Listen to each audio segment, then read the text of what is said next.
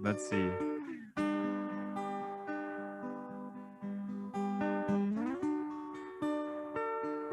All right, I think I'm gonna go with this.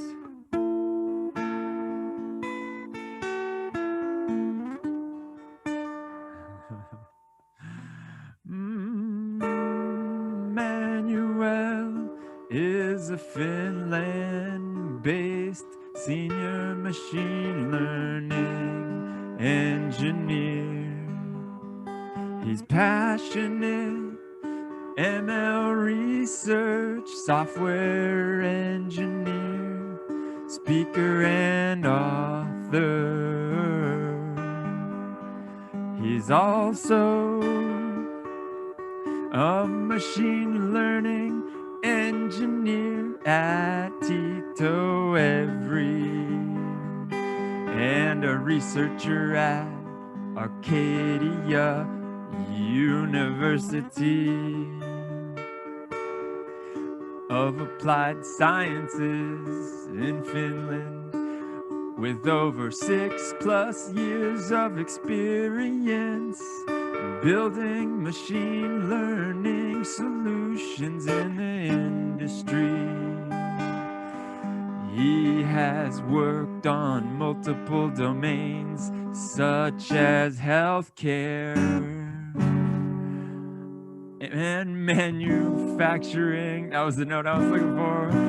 Retail, e-commerce, and aviation. All right, hold on. Let me give that one another go because it was so close. I got a little distracted. With over 6 years of experience building machine learning solutions in the industry, he has worked on multiple domains such as healthcare, manufacturing, finance, retail, e-commerce, aviation, and etc., etc., etc. That is Emmanuel. Welcome to the show. Hey, thank you, Demi. That was splendid.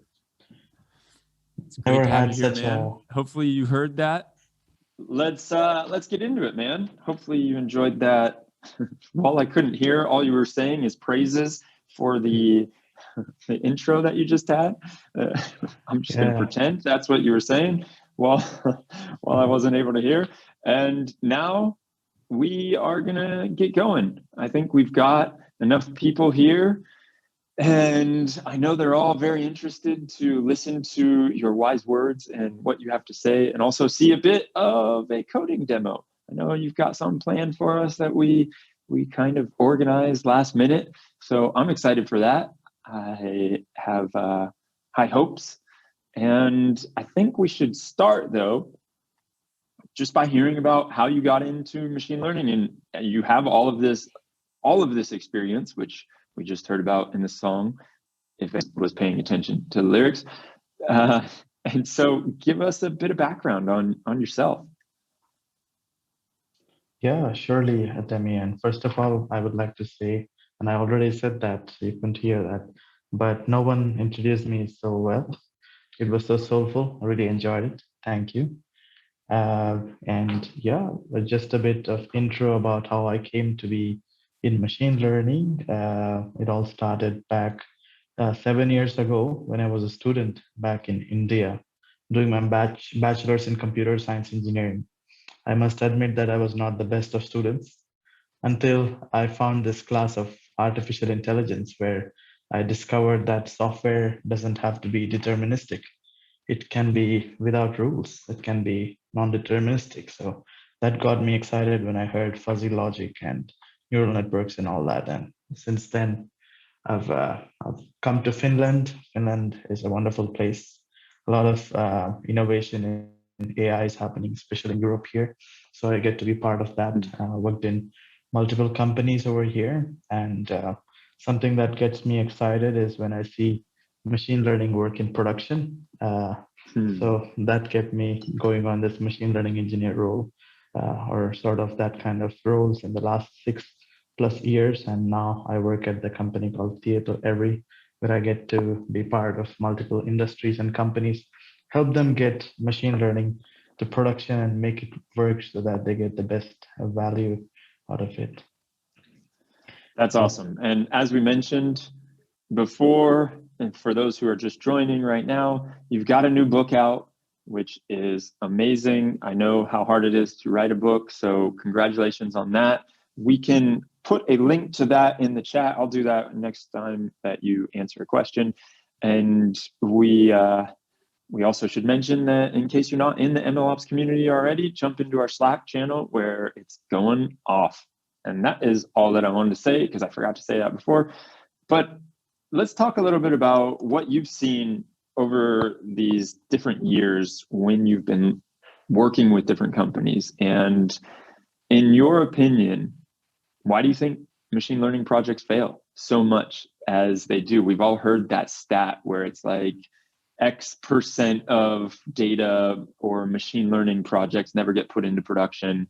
And we've heard it so much, it's become a little cliche, and I've spoken out about that before, but what is your advice, or what have you been seeing, and what do you reckon is why these machine learning projects don't get put out and they fail?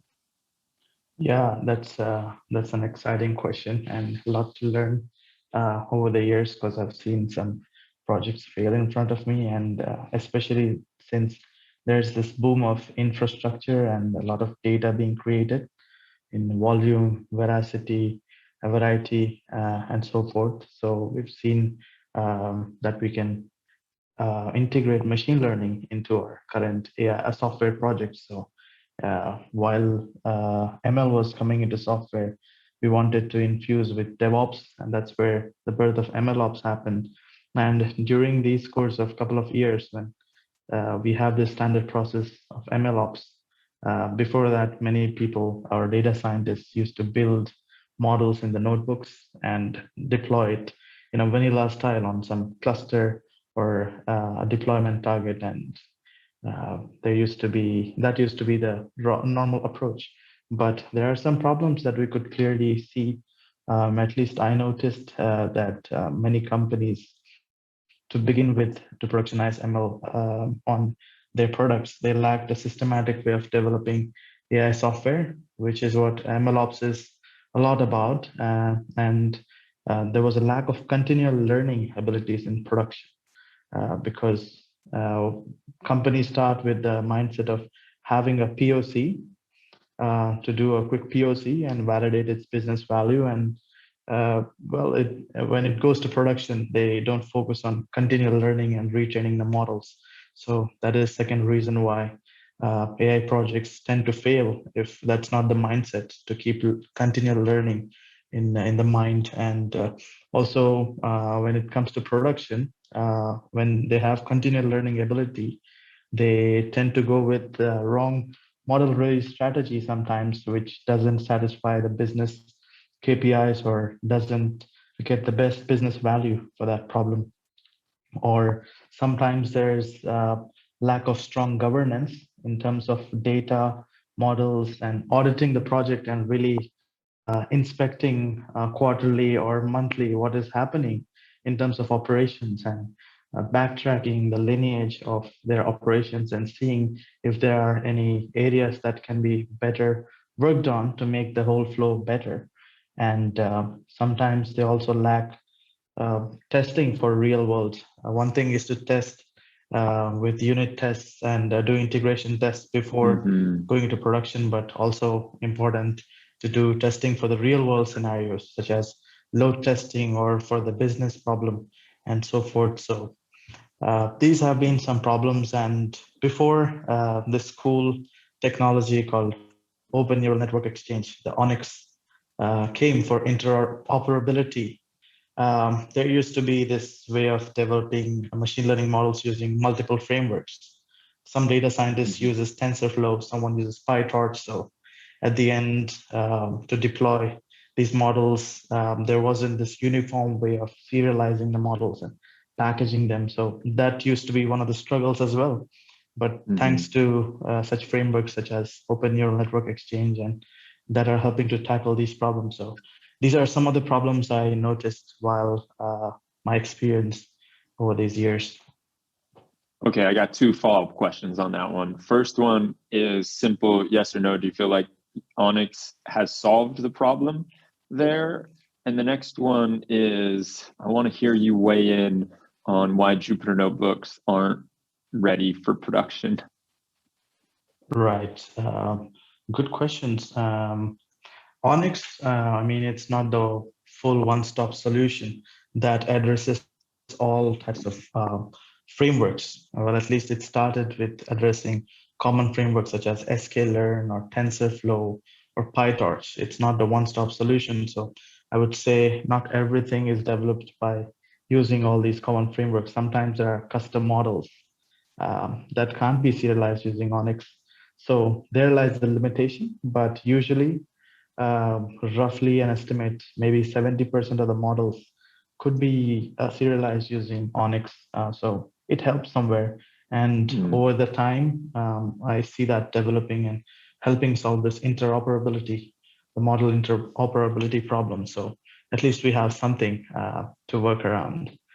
And coming to Jupyter notebooks, well, Jupyter notebooks are basically used to provide a web interface to see your output while you're developing. And when you put Jupyter notebooks in the CI/CD pipeline, that's not ideal because in CI/CD pipelines, we usually use scripts like Python scripts or other files that go with the software engineering development and that can be deployed and used by the CI/CD pipeline. So there lies the limitation.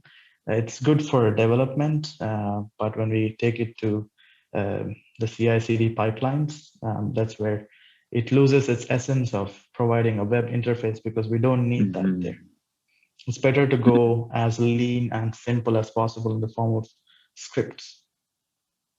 Well, since you're talking about CI/CD pipelines, maybe we can go into a little bit of your book and how you mention in that how to build robust CI/CD pipelines.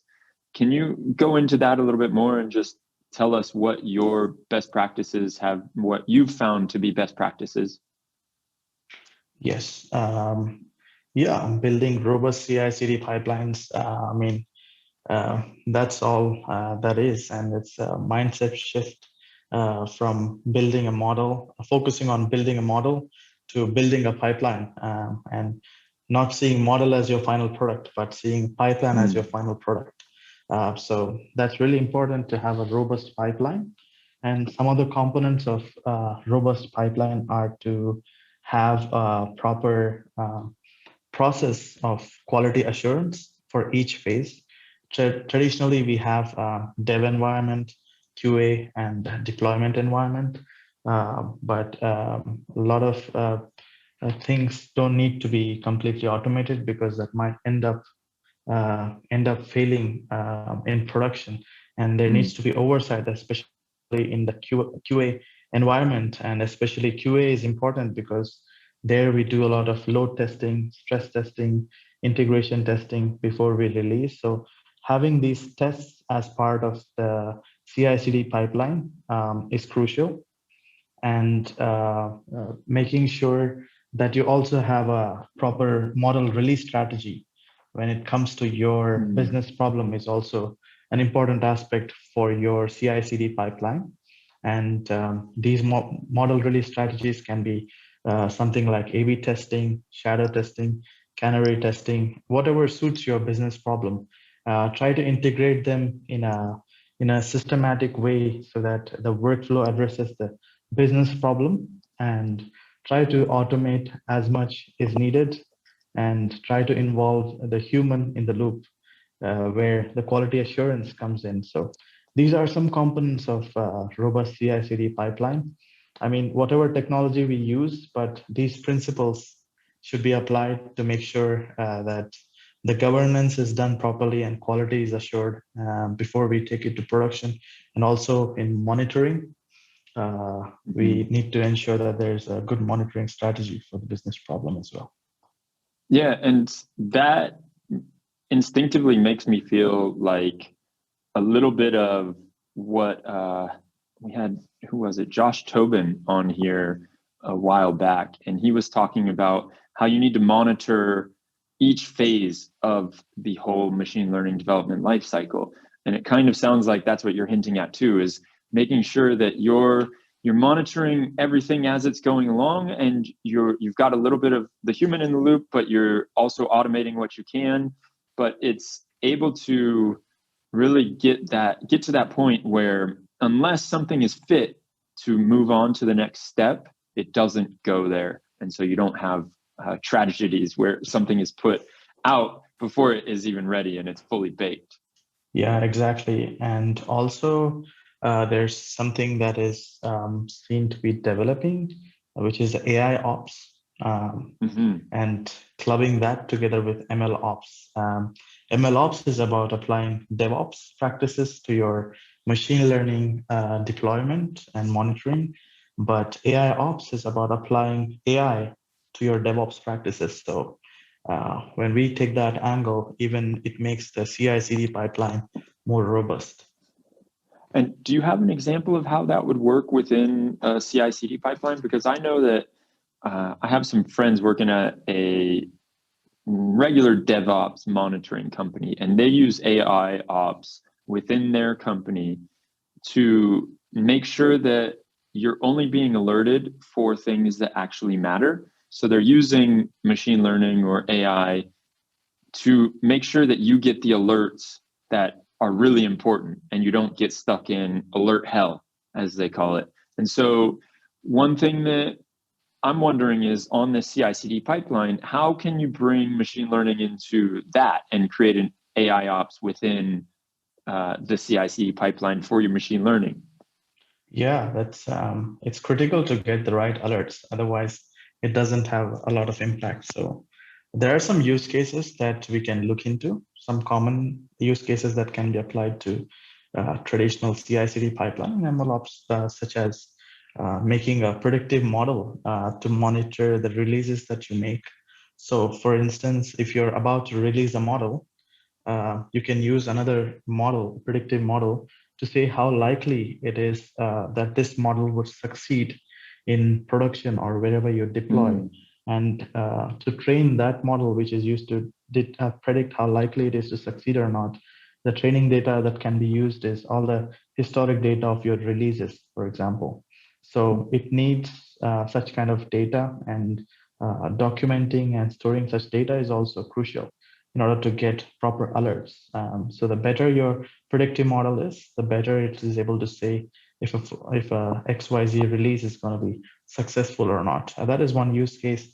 And secondly, when we have a model in production and we are monitoring its logs, maybe we can develop an anomaly detection model to use, which is trained based on all the logs, previous historical logs, and detect an anomaly before it happens, so that we know that this kind of error can be foreseen. And also to automate error handling, we can bring in some scripts as part of the CI/CD pipeline. In case error is detected using anomaly detection model, then that script would be triggered to address that problem, so that before the problem arises, we already have fixed it. It can be something like rerunning the deployed service, or redeploying another model, or whatever that problem might be. So yeah, these kind of common use cases can be applied using AIOps to the MLOps workflow and CI/CD pipeline. And this kind of an approach can give a good rate of automation for the whole workflow.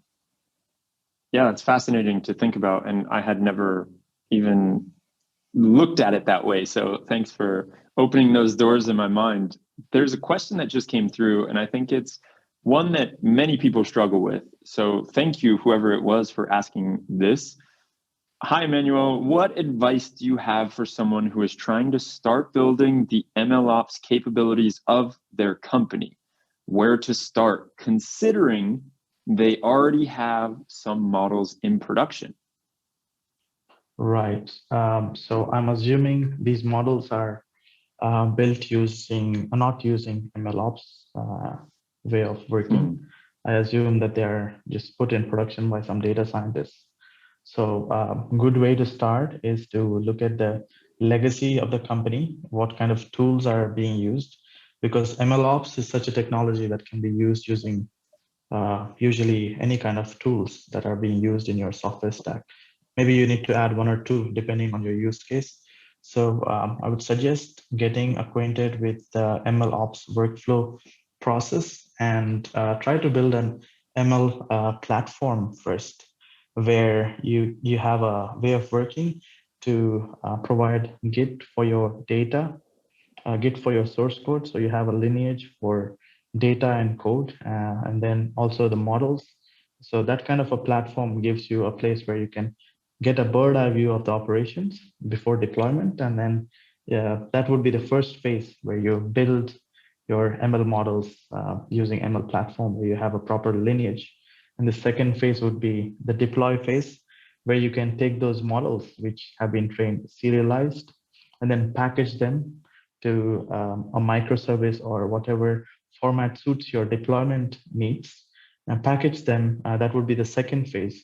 So I would suggest go iteratively in a modular way, where you build your models first using ML platform, then go to the deploy phase where you use your ML platform to deploy models, and then go to the monitor phase. So there are tons of resources coming out these days to learn about this, and there are big companies, a lot of startups working as well. So I'm sure you would be able to find your way, but keep in mind the legacy of your company, the business problems, and try to make the best workflow for it. So you said something really interesting there that I'm always grappling with. And of course, in the community, we're exposed to all the new tools and everything fresh that's coming out, right? And it's easy to go down that rabbit hole and think that you need XYZ as whatever insert new tool here. But when you're talking about keeping in mind the legacy of what the company has and how that can be useful and really trying to build off of that, so you don't need to go out and shop around for the newest, brightest, shiny tool. Can you go into that a little bit more and what tools you think are really important or most useful? And can you get away with doing it all on the legacy tools? I mean, we've had Daniel Stahl on here, who works at Regions Bank, and he broke down his tech stack. And it was interesting to me because there was no fancy MLOps tool in the whole tech stack. And he boasted that he has 100% of his models get put into production. And so that was like a little bit of a circuit breaker in my mind, thinking, wow, no special MLOps tools, yet he is doing what most MLOps teams or what most machine learning teams can only dream of doing.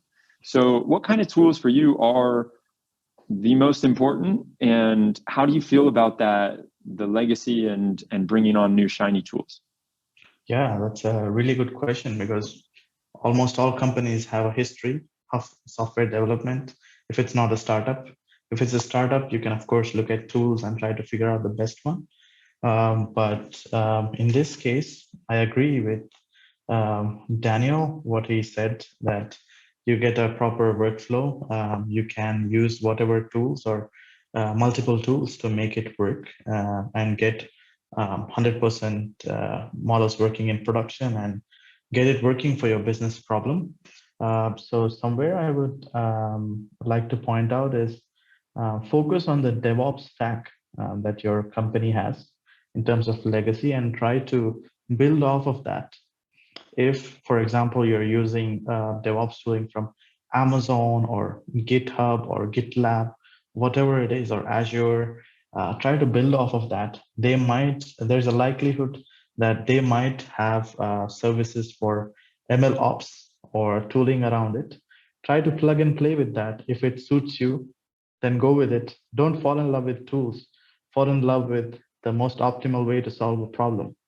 That's the way we want to look at, and also keep the cost in mind, because using a tool or using the most coolest tool out there is really cool, but also try to optimize costs for getting the most optimal value for your software lifecycle. So keep these in mind. Keep this in mind. Try to iterate with the legacy tools if they are there. Otherwise, there are tools. I would advise try to look at some tools that keep you independent or give you liberty in terms of not having a vendor lock. For example, if you're using some cloud, you're logged in to continue using that. So there are other services which startups are working on, which are orchestration tools, and I can recommend something like Valohai, which is a Finnish startup here, also working in America. Took off, they have customers, and it's an open source tool for some of the features. And yeah, try to build off open source tools as well, because there are a lot of open source tools such as MLFlow, which are quite hit out in the market. And when you try to build microservices, you can look at FastAPI coupled with Docker to create these microservices. And using such tools, try to go open source as much as possible. And if you have a legacy where your DevOps tools are being used from a particular vendor, try to plug and play. If that works well for you, that's good. But fall in love with the problem, the way you solve it and optimize it, not tools.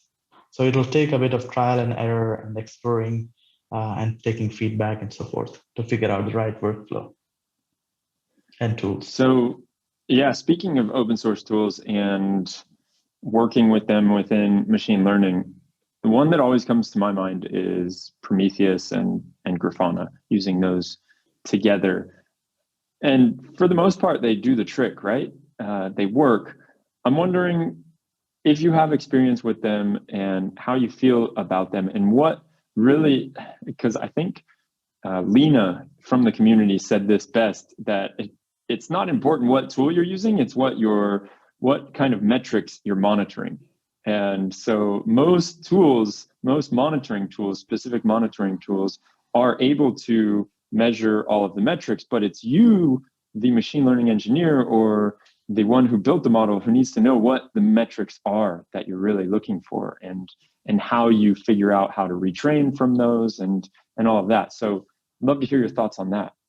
Yeah, I mean, those tools, Prometheus and Grafana, are getting quite some users, especially on the monitoring side. And yeah, it depends on you, what you want to monitor.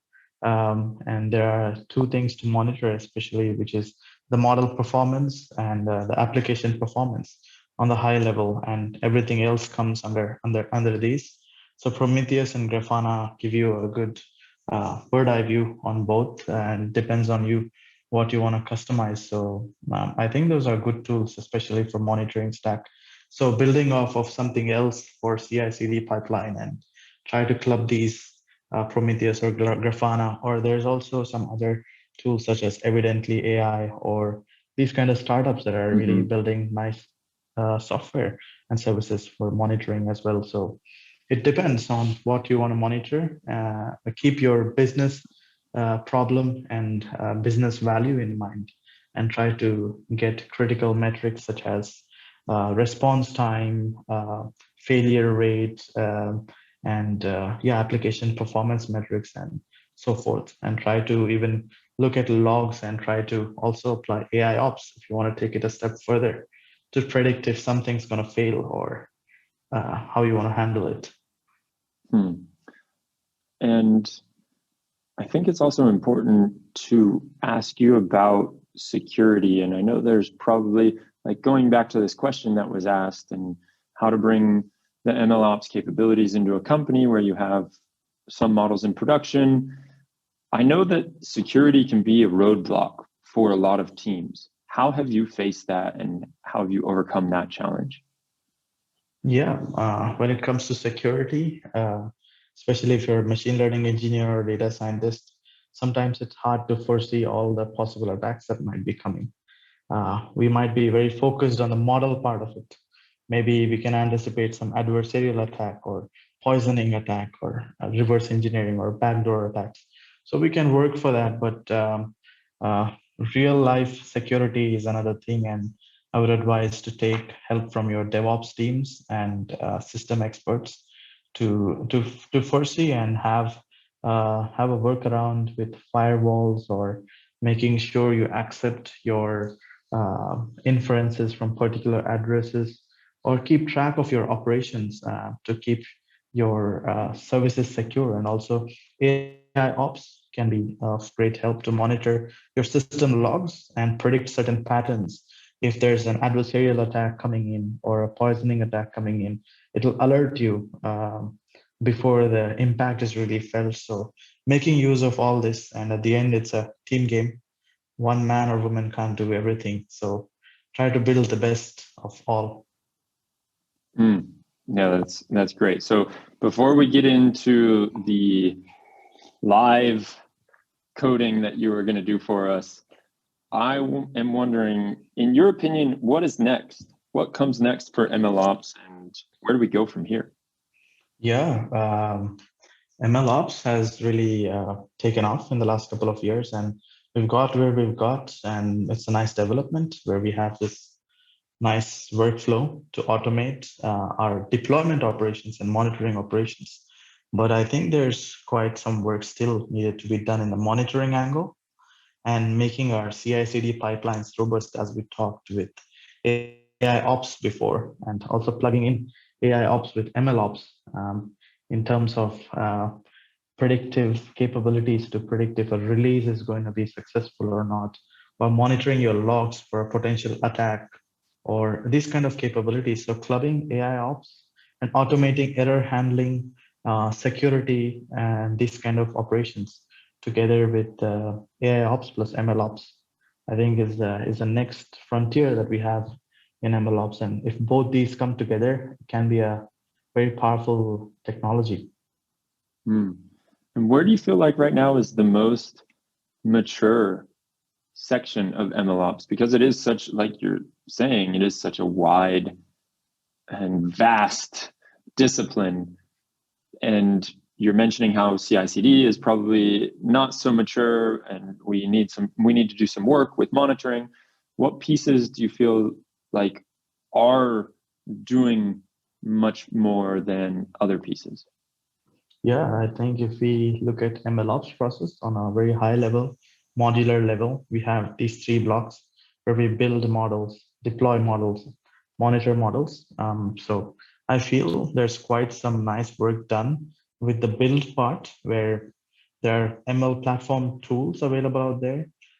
Big cloud providers are there, many startups are there, where we can have this nice governance strategy till we build the models and package them, where you can trace back the data that was used to train the model, source code that was used to train the model, parameters that were used to train the model, and so on. So I feel like build module is really taken good shape, and you can use many tools out there, and they have this really well in place. And deploy module is the second one, which has taken nice shape.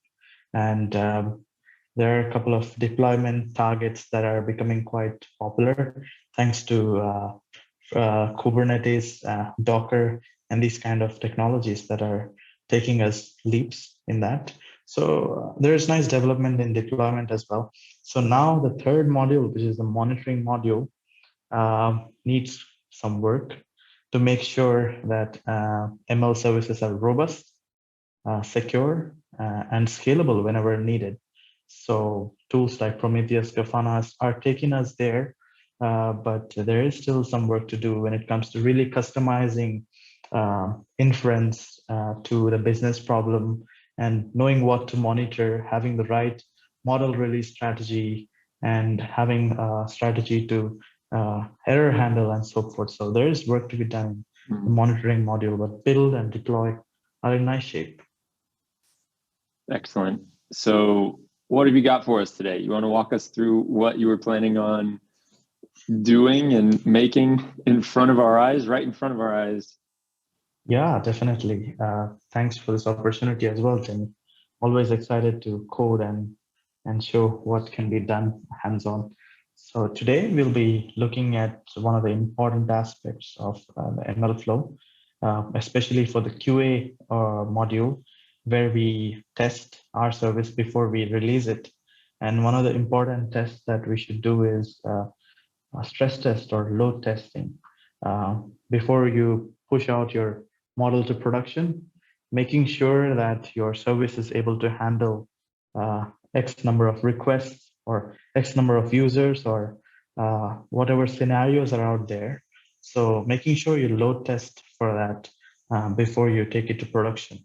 It can be quite handy. So you should, of course, do integration tests and unit tests before you build and these kind of tests, but load testing is an important one, which will ensure robustness of your ML service production. So and let's just pretend I'm one of those people that doesn't do that. What are some potentially bad things that can happen? Then we're gonna end up with a lot of failures, or if there's a high volume of requests, your model will not be able to serve it. Hence, your users are unhappy, your business value will be reduced, and there'll be unhappy customers, and yeah, you simply will fail in some parts of delivering business value if that doesn't happen. Yeah, I think testing is something that is so underrated, especially when it comes to MLOps and trying to get the testing mentality is something that Alfredo Deza talked about 2-3 weeks ago. I can't remember exactly when he was on here, but he was mentioning how important it is to test and really try and catch everything you can before it gets to production. And so he also said something that I felt was straight wisdom, and that was you want to catch things as early as possible, because the closer that you catch something to production, the more expensive it is. That's a good thought. I agree to that. Yeah. We want to be able to catch. Yeah. So yeah, let's see what we have today for the hands-on stuff. So today I'll walk you through a demo where we have a FastAPI microservice. We may deploy it on cloud or run it locally, but then load test this service using an open source tool that can be easily plugged in to your MLOps workflow to load test in terms of what is the response time, or how are your requests doing, and how many users you want to test against, and so forth. So let's have a look. I'll share my screen. Awesome. And hopefully it should work. Yep. Seeing it. You see the FastAPI screen? Yep. Yes. So here is the code. Really, I tried to keep it very lean and simple because it's better to understand that way. So we have this Git repository. You can find it with my name, MLOps.community Meetup. And I'll post it in the chat right now. Yeah. Yes, please do so. So there is this FastAPI microservice, which is very simple. It predicts weather, if it's going to rain or not. And this kind of a problem is inspired from my book, where we walk through a business problem, a real life business problem, where we need to predict weather at a port where ships are coming with heavy logistic cargoes. So we need to plan traffic and so forth to optimize the port. So one of the aspects is to predict weather there. So it's the same code from there. Basically, I've trained a support vector machine model to classify whether the given input, which is coming in form of temperature, humidity, wind speed, wind bearing degree, visibility in kilometers, pressure millibars, and current weather condition. And we use this input value to predict weather 8 hours ahead of time. So this support vector machine is a time series model which predicts 8 hours ahead in time. And basically here we start a FastAPI object, and we take the model scaler, which scales the incoming data between -1 to 1. And then we have the model loaded as well. And here at the endpoint predict, we take in the input data in terms of these variables, and we simply scale it using the model scaler, and then we predict it if it's a rain or no rain. So using this information in the hypothetical business problem, the pod was able to train. So that was the idea of this web service, of this FastAPI service.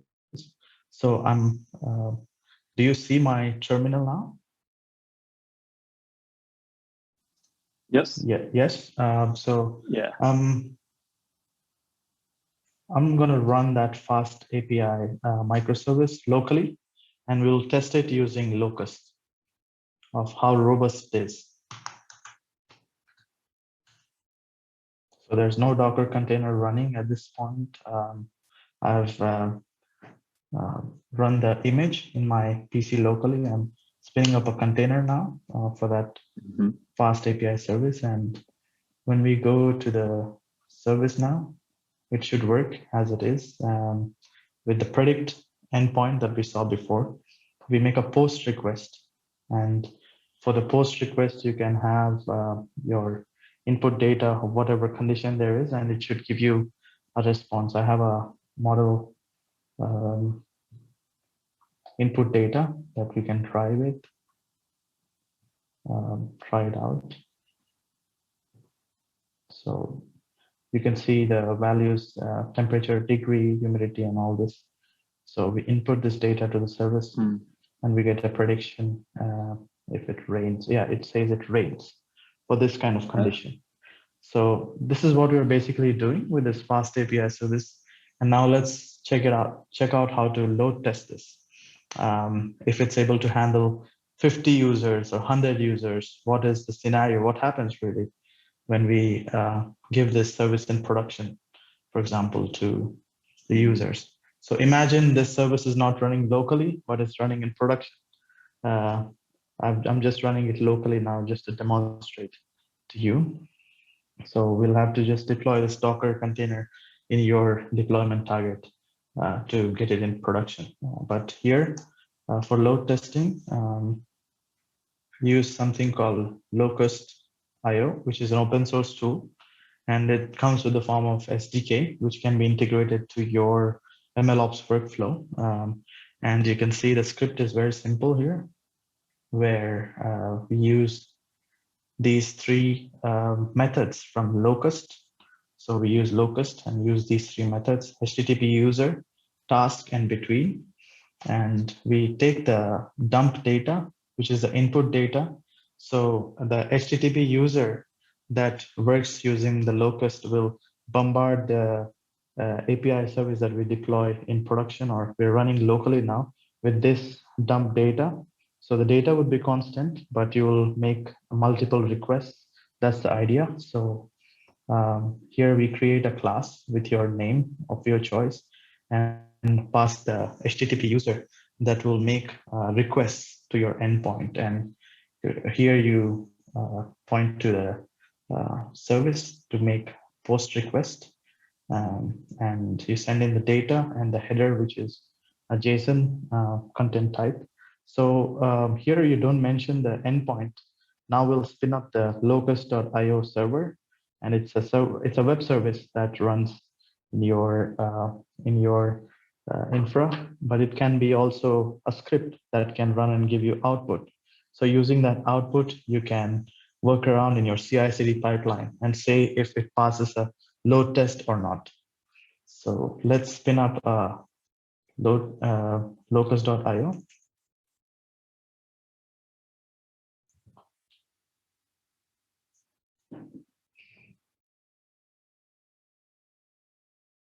So I'm starting the Locust server, which spins up the web interface. It has a cool web interface.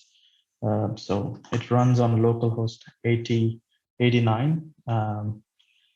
So here you have a choice where you should mention your endpoint that you want to test. So I'm going to use my localhost 80 because I'm running the service locally. You can deploy it on some endpoint on cloud or your deployment target and give that endpoint address here to test it. So I'm going to simulate a scenario where I will try to have 50 users testing and have a spawn rate which will spin up X number of users per second. So this will, let's say we spawn up 10 users for each second until it gets 50 users and we keep bombarding the endpoint with 50 users. So let's start the load test. So here you see that the test has started now for the predict endpoint. And there are some requests going with the dummy data or the data dump we had in the Locust script. And there are 0 fails for now. This is the aggregated data you can see. And we can also look at the median time for the response time and look at charts as well. So the charts look something like this. We can see what time requests are coming to the endpoint and at what time, how many number of requests are being done per second. As you can see, 15.2, 16 requests in a second are being sent to the service. And you can see the average response time and the number of users exponentially per time. As we requested 10 users to be spun up here, 50 users are constantly bombarding the service. So these are HTTP users, and you get critical information like this of total requests per second and how many have passed. As you can see, there's one failure here. You can, of course, go back to your logs and see why it has failed. That kind of information can be useful to handle such an error if it happens in production. So you can see your failures here. So there's also logs that come in here. It says connection error, something with my local host. Yeah. And you can also see exceptions here if there are some things that happen. You can download this data and further inspect, but I wouldn't recommend this in your CI/CD pipeline. I would recommend using using SDKs to log out the outputs of the tests. And let's say if you have I will stop this test now. And let's say you have this test go on for 2 minutes and you have the end results and you see that all your requests are passing and there's no fail, then you can take it to production.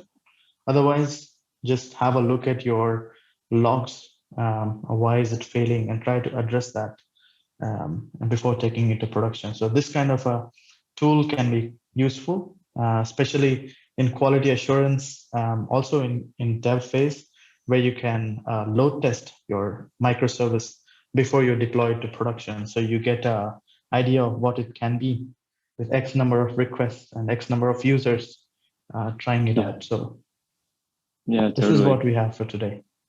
So is there a way to automate this in your in your pipeline or in your whole strategy? Yeah, the way to automate would be to have this script log out or send logs if for a number of requests that have been done, how many have passed and how many have failed, this kind of statistics. And you can have a script like this part of your QA, for example, where you do tests, and this test would tell you X number of failures. And if there's no failure, then automatically deploy the service to production. If there is failure, then of course you would need human intervention and inspection to see what's the cause and so forth. So having this script as part of QA or dev can give you an idea of the kind of load and how the performance of the microservices before taking it to production. Amazing. So I think that's all we've got, unless there's any more questions. This has been awesome, man. I had no idea about Locust, and I think instantly see the value of a tool like that and why you would want to use it. So that's really cool to see.